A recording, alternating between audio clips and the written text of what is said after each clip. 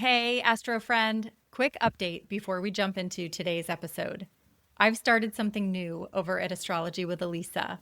Once a week, I'm sending a little astrology check in straight to your inbox. What's happening with the moon, the bigger astrology I'm watching, and a few thoughts to help you navigate the week ahead. Just a little look at the astrology of the week right in your inbox. So head over to www.astrologywithelisa.com and subscribe.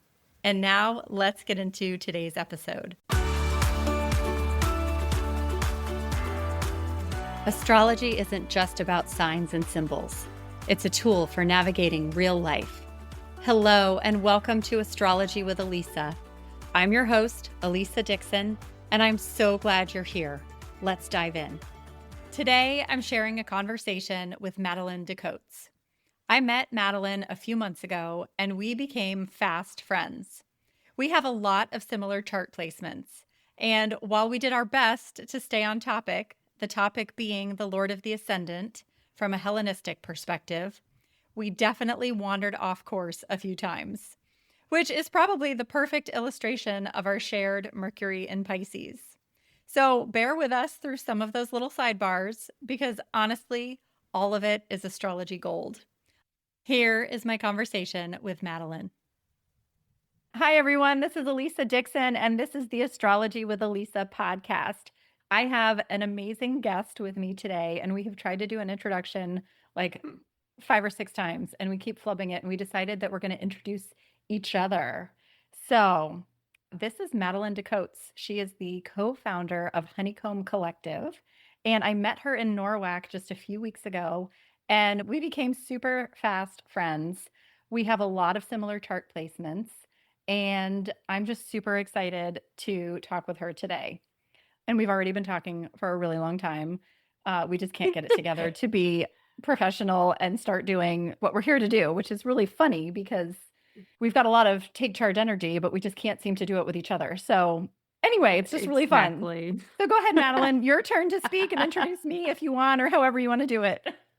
Thank you, Elisa. Well, this is my new friend, Elisa Dixon. She is the host of the very podcast that you are listening to. This is fun. Nobody's ever introduced me on my show. Oh, I'm so honored. Yeah. Okay. Elisa has this amazing chart. I'm going to start by introducing her chart. Of course, because we're astrologers. So we do it. She's Capricorn rising, and Saturn is in Libra, which is the 10th whole sign house, conjunct Jupiter, one of those, if you don't mind me saying the birth year, one of those 1981 babies who landed that Jupiter-Saturn conjunction in Libra, which I think is so cool. You do? Yes, I love people of that generation. Oh, you're not that far off.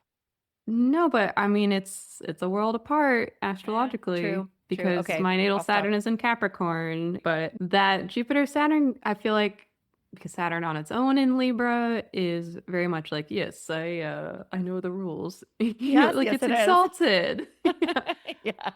But then Jupiter's close conjunction is like, and how are these rules like really inspiring people? How are they uplifting people? How are we going to create a structure that solves social problems? Do you think sort that's of like why I Libra's always vibe. need to know the why behind something? Like anytime I ever had a manager or a boss be like, hey, we've got to do this thing. And I'm like, tell me why. And then I can totally get behind it. Do you think that's why? I think so, because Jupiter needs to understand the bigger picture. Like, how is this actually going to be beneficial, not just pretend beneficial? And then I will say, I think it's a Mercury and Pisces thing, because I super relate as a fellow Mercury and Pisces. Yes. See, and that's the third way that we are like exactly the same. We've got Aries suns, we have Capricorn risings, we have Mercury and Pisces. We just realized earlier, like an hour ago, because that's how long we've been talking before we started to actually record this thing. We realized that your Mars, which is right on your ascendant, is in square to my midheaven and my IC. Right. And then we translated that into sort of, as we met, we like mutually pushed each other to practice what we were both like at Norwalk saying, oh, I have this side project where I'm planning to test out my camera equipment and interview people. And we were both like, oh, yeah, same. Yeah, we But I'm totally really pushed. nervous. Yes, yes. We both were really nervous. A couple weeks ago on my podcast, I actually talked about this, about how we did this and we planned to do that. And so everybody, this is Madeline. This is my friend Madeline that I've been talking about. Yay. Yay. And Madeline, Hello. yeah, and Madeline is a really big deal. Madeline is actually giving a talk. I'm sorry. But I'm actually a really big deal. I should have led with that. I should have led with that. That just makes me laugh. I love it. But you are a really big deal because you're giving a talk at the next big conference at UAC in Chicago in September. That's right. I am. And I do want to qualify again. It's not that big of a deal because they were looking for a lot of new speakers. There's like 1,000 speakers. So. Okay, there are 1,000 speakers, but I still think it's a really big deal. I didn't even know that. So when I met you and we were talking at NORWAC, I had no idea. And then I was looking at the UAC after NORWAC because I'm like, oh, I got to plan. What do I want to do? And who do I want to see? And I'm just scrolling through all the speakers and stuff. And there's your name. And I'm like, what? I'm like, Madeline is speaking? I'm like, sweet. And I knew I wanted to record a podcast with you, but I didn't really have a topic in mind other than, I mean, my gosh, we could use any of what we've already talked about for an hour because we have so much that we talk about. But I was like, why don't you talk about what you're going to talk about at UAC? So the Lord of the Ascendant, tell me a little bit about your lens around that. Yes. Okay. So it's sort of a Hellenistic topic, or I'm kind of put into that track. So in Hellenistic astrology or neo-Hellenistic astrology, whatever it is that we're practicing here today in the 21st century, the Lord of the Ascendant it's a big deal planet. And the more that I meet people and look at charts, the more that I always want to know, like, not just what's your rising sign, but specifically where is that planet that rules your rising sign, which is the synonym for Lord of the Ascendant. Yeah. So I meet someone like Elisa. I'm like, yes, you're a Capricorn rising, but where is Saturn? We need to know where Saturn is. I really need to know where Saturn is because that's going to tell me so much about like who you actually are as a person. Even though the sun and moon can tell you that, I feel like the Lord of the Ascendant, because in traditional astrology, it represents you specifically, like as a character in your chart. Yeah. Whereas other planets can tend to represent other people in your life, depending on which house they're in. Yes. Yes. Like they can tell aspects about you, how you've developed, but often as a result of these other people that the planets represent. Whereas the Lord of the Ascendant is like, that's you. That's you. That's you. That is you. I'm Saturn. You are Saturn. And you're Saturn. And I'm Saturn. Which Saturn can be great, but Saturn can kind of be a downer. Serious. And absolutely. If you meet Capricorn and Aquarius risings, because again, in Hellenistic astrology, it's Saturn's the domicile lord, the ascendant lord of both of those signs. They know that they're Saturn. Yeah, they know. Well, actually, it's funny. And we were just talking a little while ago about that because you were talking about like all these other different levels. Because I've been trained in modern astrology and you've got this amazing background in traditional Hellenistic. And it's crazy because half of what you say just makes my brain hurt because I'm trying to like change it from what I know to be true to then what you're saying. And so anyway, when you were telling me some other elements about sometimes, depending on where things are, without getting into too many weeds, the Lord of your Ascendant may not really be in charge of you. And I was like, oh my gosh, I think I am Saturn. Like, are you sure? Like, does that apply to me? And you're like, oh no, you're Saturn. I'm like, okay, good. Because I do feel like don't worry. Me. Well, absolutely. Although sometimes I wish I was Venus or somebody else, but I know, right? But I'll take Saturn. I'm good. Saturn's good. That's what I know. Exactly. That's what this lifetime is about. And I feel like it can be really helpful, especially for people who are ruled by a malefic, like a Saturn ruled chart or a Mars ruled. It's helpful to know that you are cast as a malefic in this, stage play that is your life.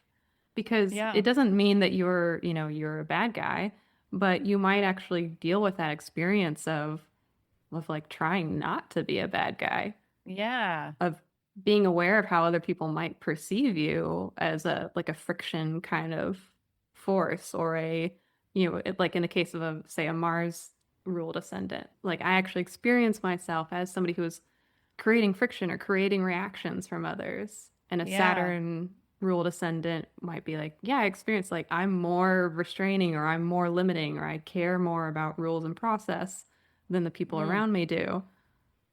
that tracks. And right. It So does. you go, Yeah. yeah, then you look at the people in your life and you'd be like, oh, well, they are the moon, or they are Venus, they are Jupiter, etc. And so their version of life is it's very Whatever that different than planet yours. is. Exactly. That's really interesting because my husband is a Taurus rising.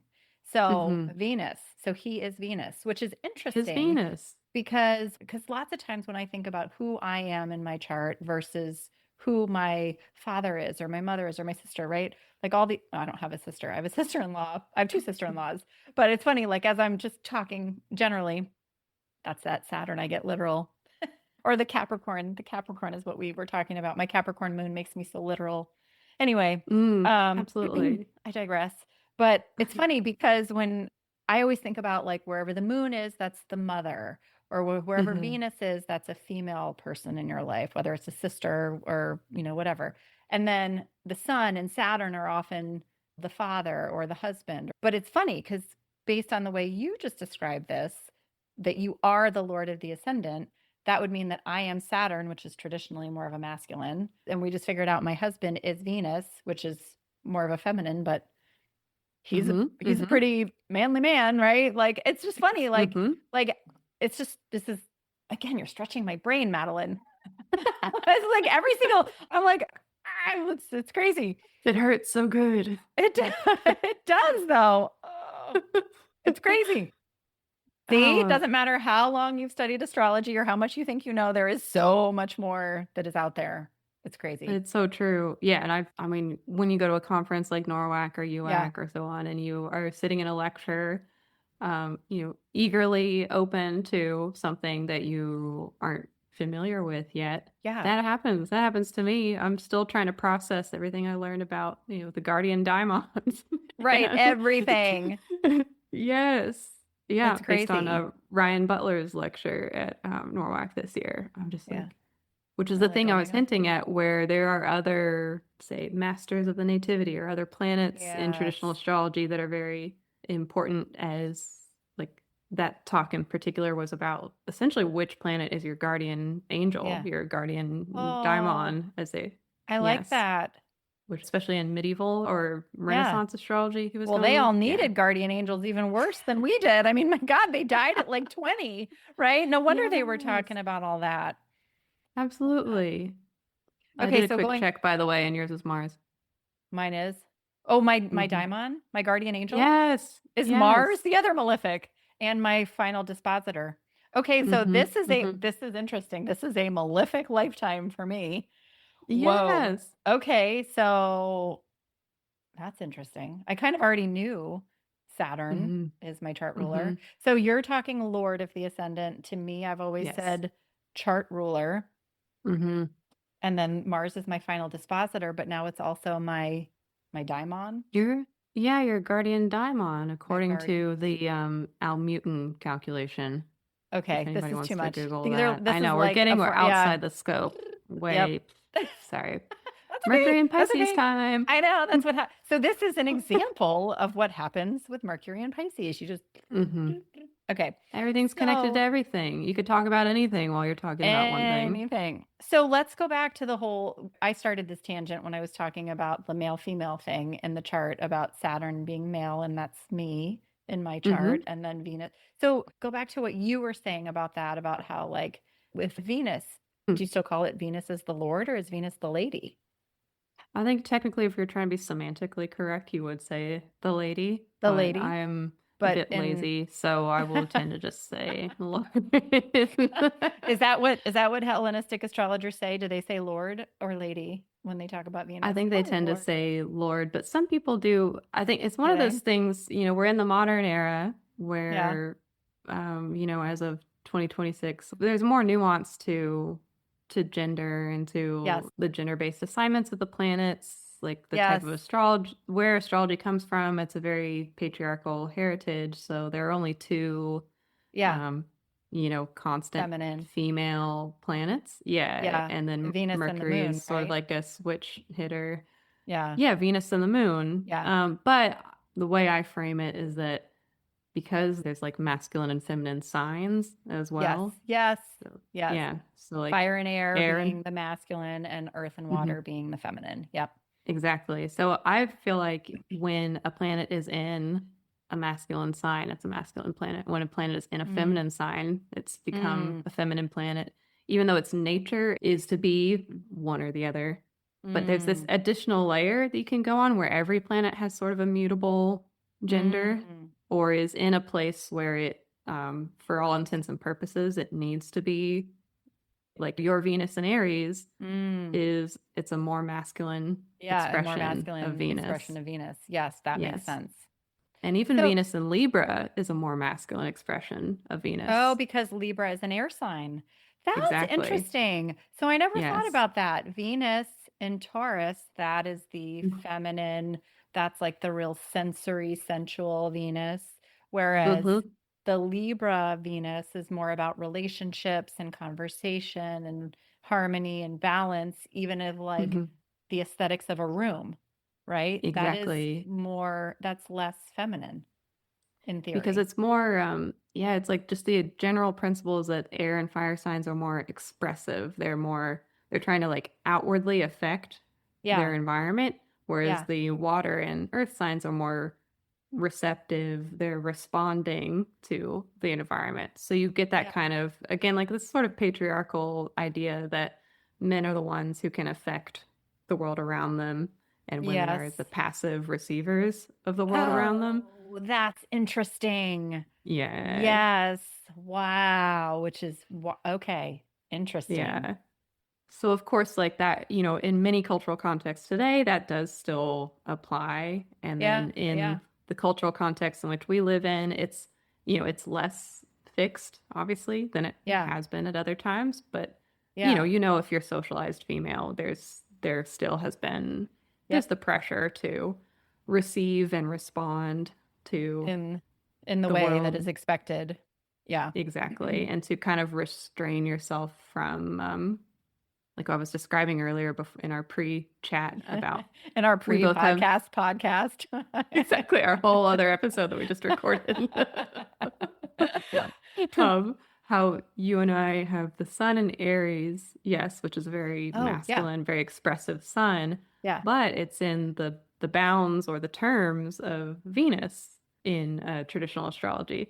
And so I was trying to describe, I feel like it is almost like this feminizing layer to an Aries sun because it's in Venus's bounds, where now you're still expressing yourself, you're still very masculine, but you are required to be aware of what Venus Wants.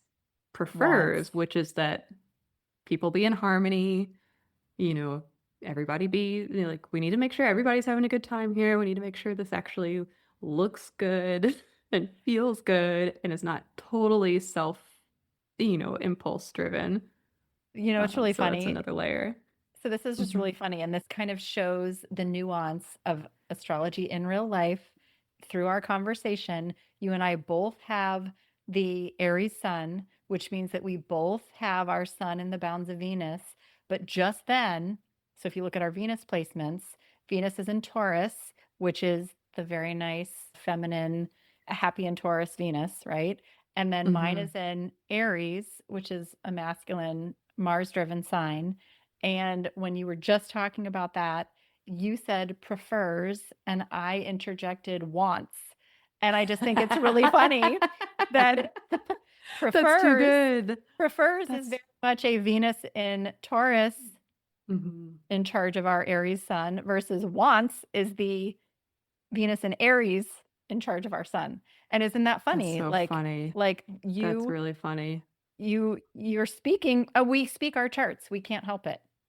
Yeah, when there's so much nuance. You Yeah. go like Yeah. Which is, of course, every astrologer finds when they start to look at the whole natal chart. They'll be like, oh, well, not every Aries sun is cut from the same cloth or is Right. experiencing all of the stereotypical Aries experiences because there's everything else. Yeah, there I'll is be the. everything else. But that's just Mm-hmm. so funny. Like that I know, I love that that. was just such an obvious example like that I heard in the moment. Like I'm like, Yeah, I because want. And you're like, prefer. yeah. I'm like, oh no, prefer, not want. Mm-hmm. Well, it's true for you because as a Venus and I Aries do want. native, you do want, yes. Yeah. And it's I like want this this. is part of why Venus is considered in detriment in Aries because Venus is like not supposed to be overt with Right. her She's desires. right. Yeah. Like Right. in Taurus, she's supposed to just kind of set everything up so that it's all comfortable. And what we desire is that everyone have what they need to have a good time. But it doesn't necessarily need to be about the fact that she went out of her way to set up all these little things or whatever. That's not the goal. Right. Right. And then even in Libra, Venus is, yeah, in a masculine sign, but is in domicile. So I feel like part of what Libra does with Venus is she makes sure that things are happening the way she wants them to happen, but makes it feel as though everybody came to a consensus about Right. this. Right. Yeah. Whereas my Aries or my Venus in Aries doesn't Mm, care. I'm just like, well, yeah. this is how it's going to be. Yes. And especially with your Aries Sun and your Aries Mars, is Yeah. because you actually know. And again, the opposition across with your Saturn and Libra and your Jupiter and Libra is like you Yes. actually know what is right and what should happen. And Mm-hmm. Venus doesn't have the patience to try to pretend like you don't know Oh, what's right to and what's supposed lead to other happen. people to get there. Right. My Venus is not gonna. My Yes. Venus is like, get it already, guys. I'm just gonna tell you. Just come on. Just get it already. But then, of course, with Jupiter, I think, again, with Jupiter, with your Saturn in Libra, it's kind of like taking what otherwise might be perceived as like, this is too pushy or this is too bossy or what have you, and is potentially, I think, adding a layer of like, and actually, it can be received well. Yeah. It can go better than what it, how it might go otherwise if Jupiter wasn't there. What's really funny is I always think about like whenever I'm in big group settings or like if I've had to be like a speaker or on behalf of somebody, I'm usually chosen for that because I'm very diplomatic in the way I There you go. speak and come across. And that is probably that if you think about it, Mm-hmm. yeah, that's that Saturn and Jupiter in Libra is Mm-hmm. it's a little more polished. It is. And that's, again, if you look at it from the whole signs perspective, I'd say because they're in the 10th, ultimately, no matter what you're feeling on the inside, which is probably more of the Aries It's all of that. situation. Yeah. Yeah. Like we were describing earlier, inside of every Capricorn rising, there is this like Aries combustion engine. Yes. that is freaking out. Freaking out. Like, well, with an Aries sun, right? With that context. Especially, but even in general, if you think about the fact that in the Capricorn rising chart, Aries is the foundation. Oh, like, you're right. We are forged from fire. Fair. And we are. Yeah. Definitely. Yes. Yes. We are. Like, we are only this way because it was chaos in our origins. Yes. Yes. That is true. It's interesting. Mm-hmm. It's so interesting. Mm-hmm. And that's what I love about, again, when you start to study from the whole signs perspective, you notice those patterns across all the different, and this is something I think I'll talk about in the UAC presentation, like just the common structural components of life that the different rising signs share with one another. That is a really good point because no matter where you are, okay, this is actually kind of helping me bring this to life a little bit better because you're right. Like if every single Capricorn rising, whether you're a 0-degree Capricorn like me, or you're a 25-degree Capricorn like you, every single one shares that fourth whole sign Aries house with the Aries dynamic of the foundations, like you said. Whereas then every Aquarius rising has Taurus down, right? Am I saying that right? Yes. Did I do the math right? I'm like checking that. Yes. Yeah. That's correct. Yes. I'm like, this is all too much. I had to make sure I was doing that right.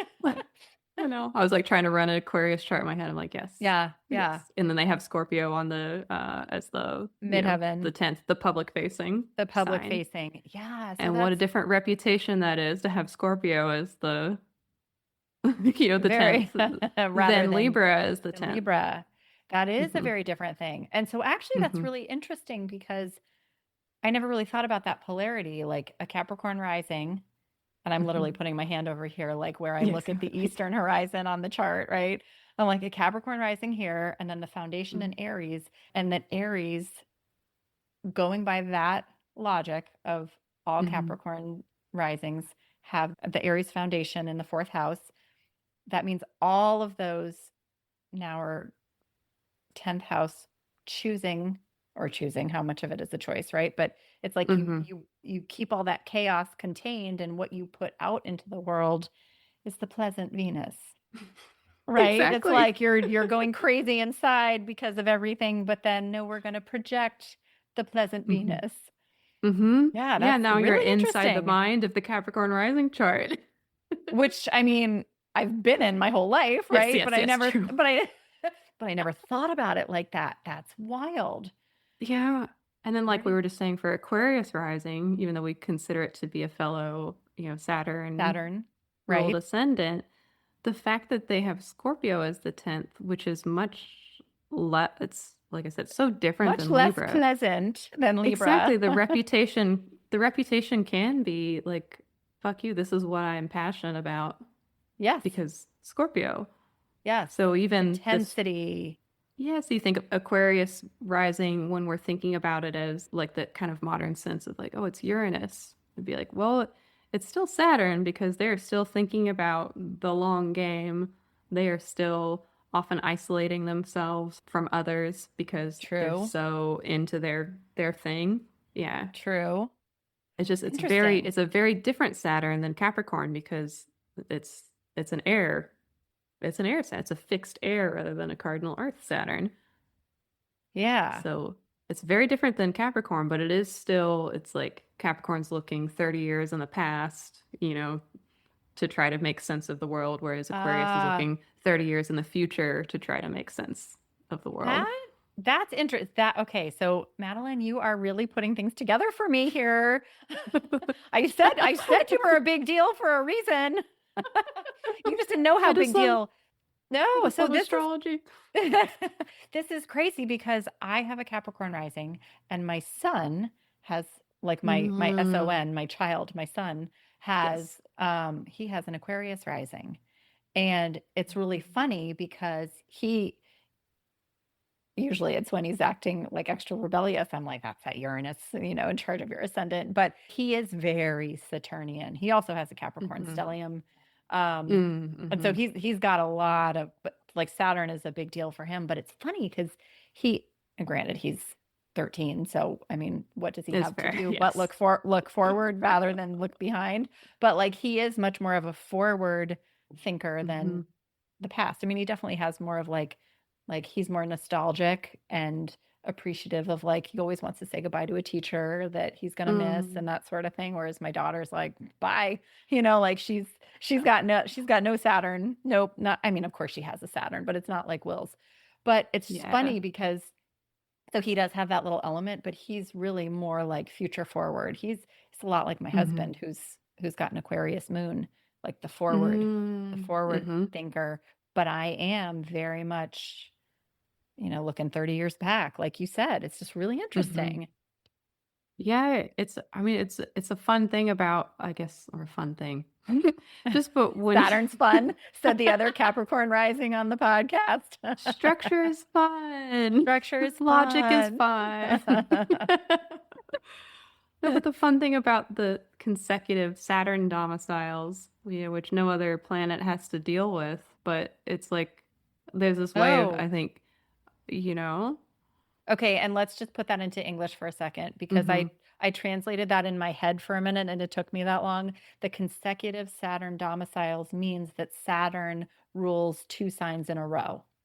exactly. Aquarius and Cap. So Capricorn comes first and then Hmm. Aquarius. And Saturn is the Hmm. only planet that has that in Hmm. the zodiac. because Venus rules Exactly. 2 signs and Mercury rules 2 signs, but they're not Mm-hmm. in a row.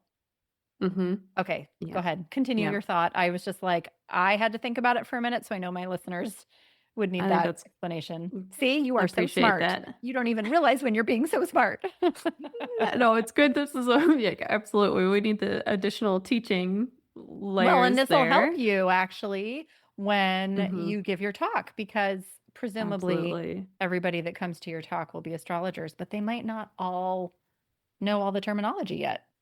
Yeah, I know, and I'm hopeful I mean, that's ideal, is that you get people who are wanting to just Yeah. get to that next level. Watch, I'm going to come to your talk and you're going to say that Saturn, whatever it was you said, the consecutive domiciles, and I'm going to have to make sure I don't catch your eye so you're not like You're gonna be like spelling out. I know. And Each of what does that the mean, Teacher Madeline? exactly. Stop using that jargon. Yeah, 2 signs in a row of 2 signs in a rulership, row.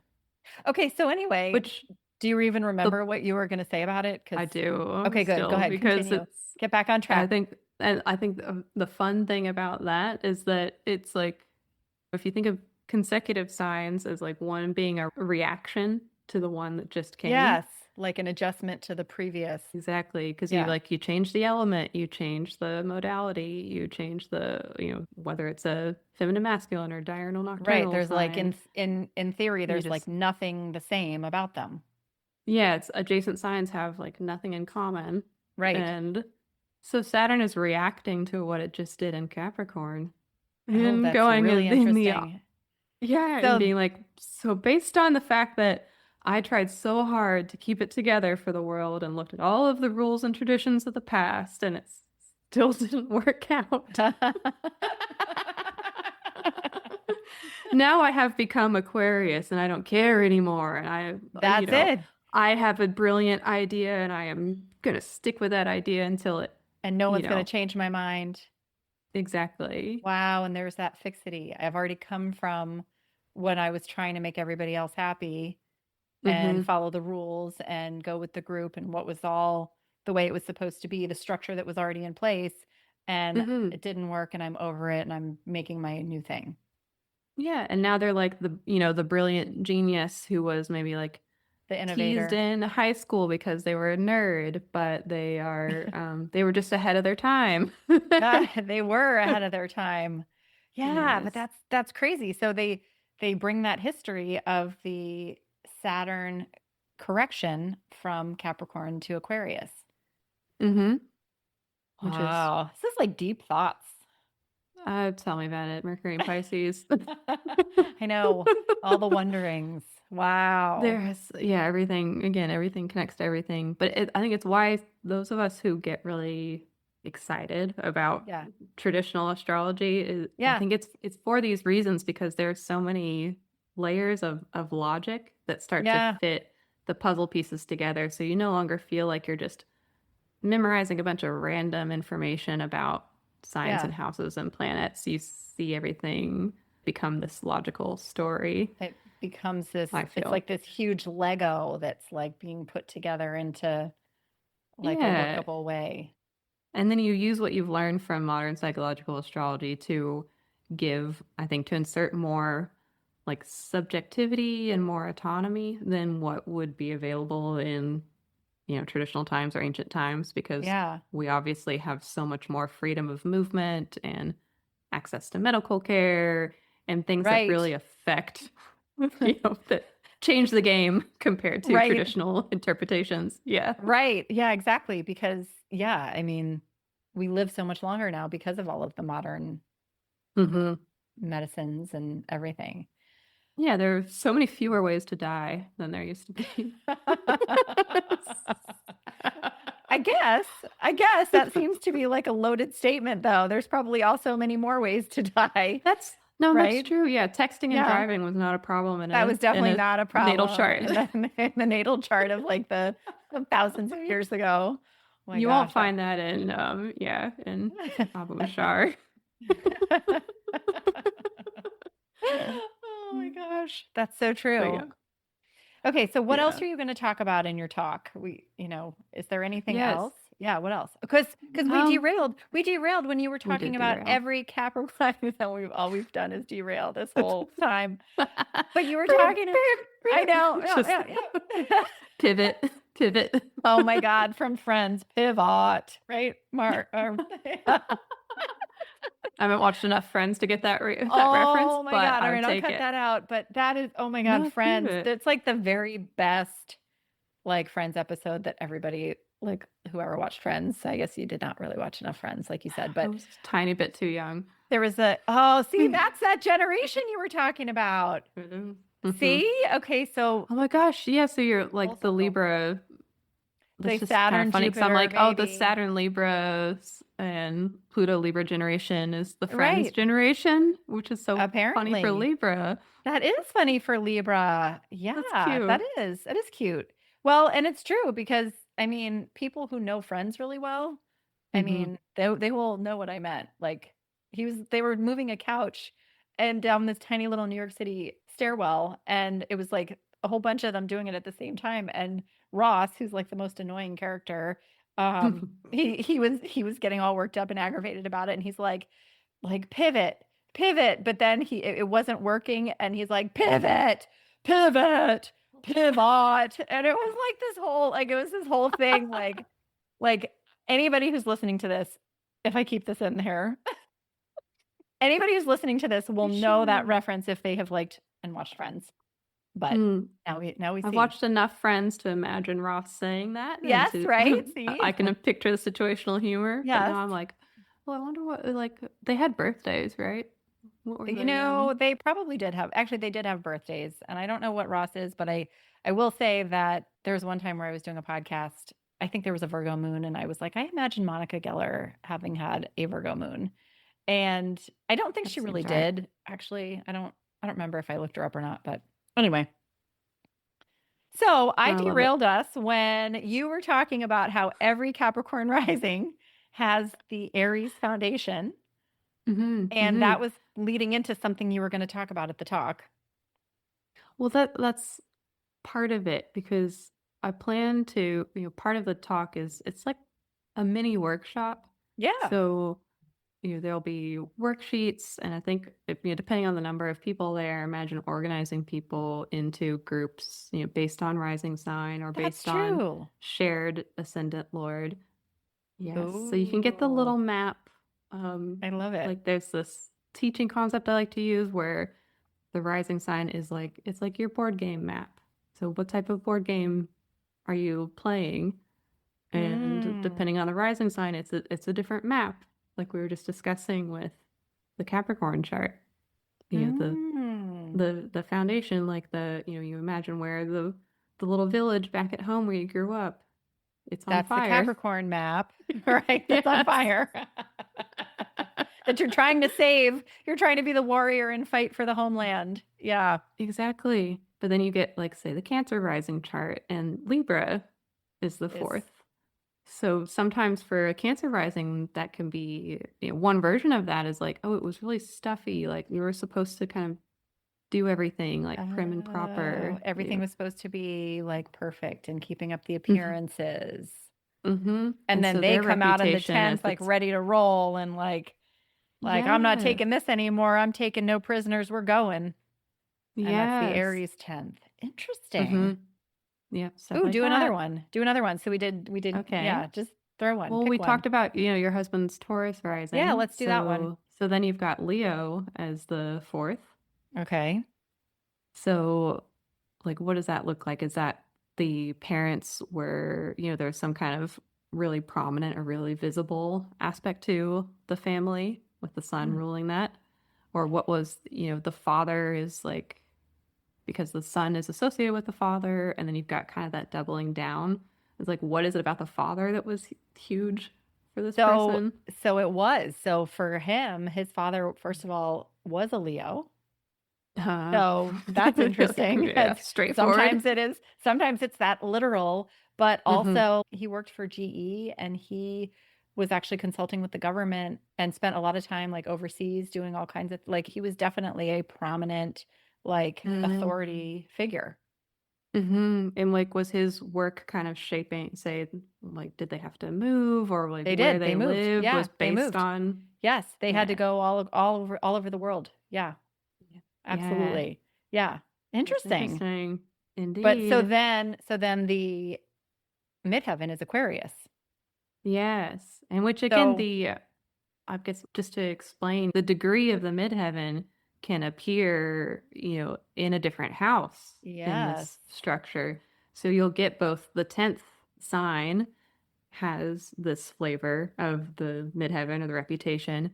And then you'll also look at the sign in the house that has the actual degree of the midheaven, which Okay. it can be like in my chart, the 10th is Libra, but the midheaven is over in the 11th in Scorpio.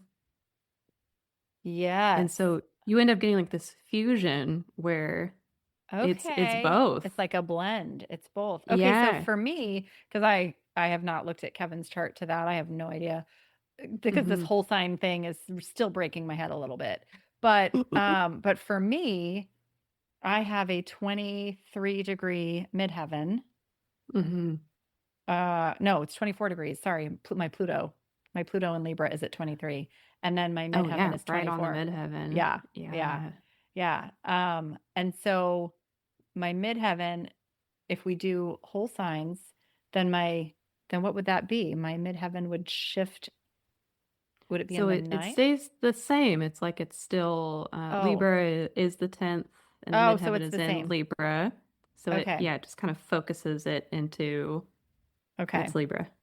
See, this is why I think I have a hard time seeing the whole sign because I can't apply it to my own Hmm. chart to really understand it, you know? Mm. Because Hmm. it's so much of astrology as I've learned it is like I learn a concept and then I look at it in my own life and how has it showed up and then I get it. Yeah, And so then for this absolutely. one, because I have a 0-degree Capricorn ascendant, that means that it's pretty much a lot of the same, whole Hmm. sign Hmm. and equal house and Placidus.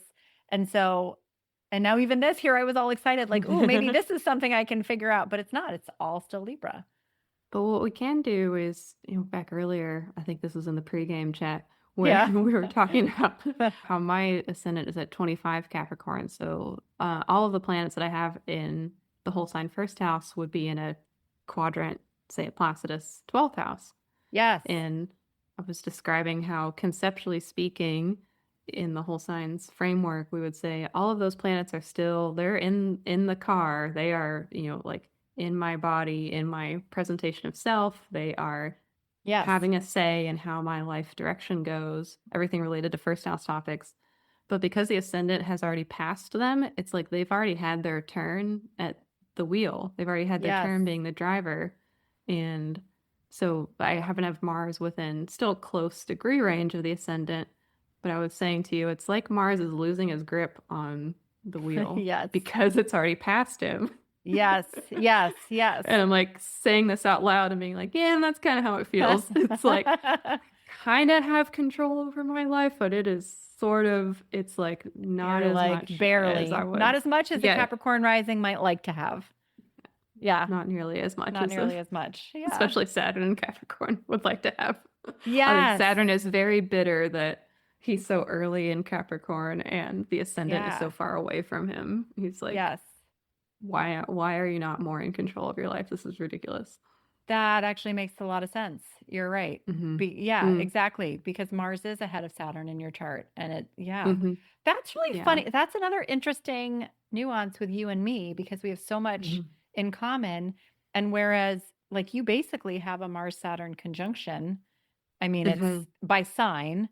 Yeah, by sign. It's got a lot of degrees because your Saturn is at 2 degrees and your Mars is at 23. So that's like a Hmm. 21-degree orb. Hmm.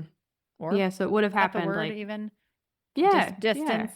I mean, I use orbs all the time. I don't know why I'm second guessing At everything I 20, know like about 21 astrology degree. right now. Like, I don't even, is that the right time to use the word orb? Like, I've never lost A 21 confidence degree in, orb. That's insane. I've never lost confidence in my ability to speak accurately about astrology with the That's word so funny. orb. But I do. I'm like, I feel like I know But nothing now. well, it's a thing because again, in like Hellenistic astrology, we are looking at, well, the planets are in the same sign, so they're conjunct. Yes. And it'll be, it's a 21-degree orb, but for all intents and purposes, they are conjunct. They're not as conjunct as a close As if degree they're close, conjunction. right? Like Yeah. my Venus, Sun, Mars. Yeah, That's like within exactly. 3 degrees. Which That's you'll I was gonna say you'll like this. The way a good way of framing it is like they're in the same sign, so they live in the same house. Like yes. they're at least roommates. And then the closer the conjunction is, it's like the closer their bedrooms are in the house. And then when they're within like 1 degree or whatever you have, it's like, oh, they share a bed. Like, Yeah, my Sun and my Mars they share a sleep bed. together. Yeah. Yeah. And Venus is like right out in the hallway.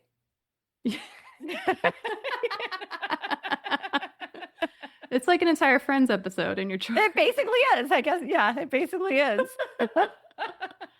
Crazy. I love it. That's so funny. Oh my gosh. Yeah.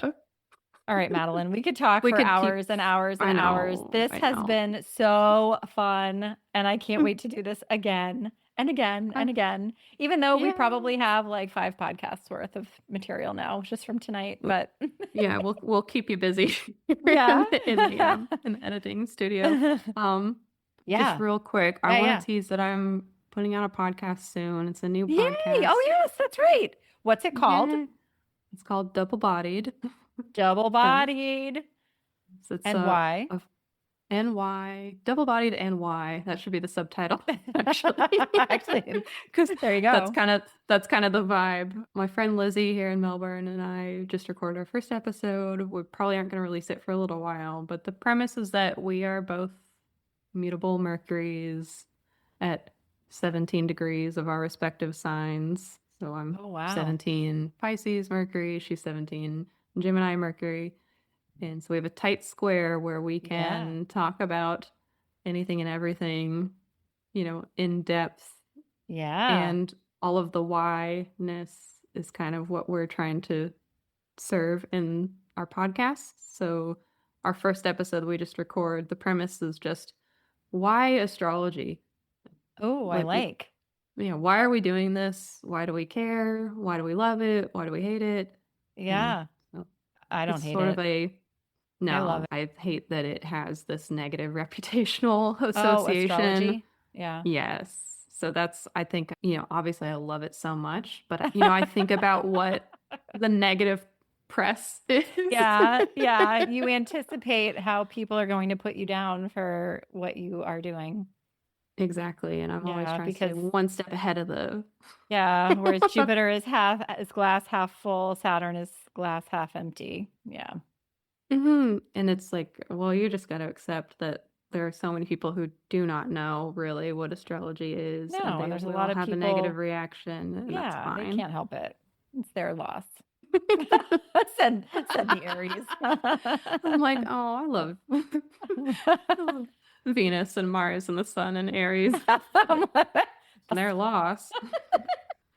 You know what? True. And I don't even think about it. That's just my default. Well, their loss. I'm going to try to cultivate that more. Well, cheers to that. Cheers to that. Thank you. Cheers to that. Lisa. And whenever Double Bodied gets released, tune in because for sure. Lizzie and I will be tangenting and trying to stay on track, much like what we've experienced here. Yeah, I love it. Well, I can't wait to listen. It's going to be awesome. Well, this has been so fun. Thank you so much for coming on. And I will talk to you soon, my friend. Thanks so much for having me, Lisa. It's been awesome. And I'm sorry for being so tangential. Oh my God. It's totally fine. We both were, like, so much so. So until next time. Until next time. All right. Bye. Bye. Hey, Astro friends. If you enjoyed this episode, please share it with a friend, follow the show, or leave a review. Let's keep growing this beautiful little community together.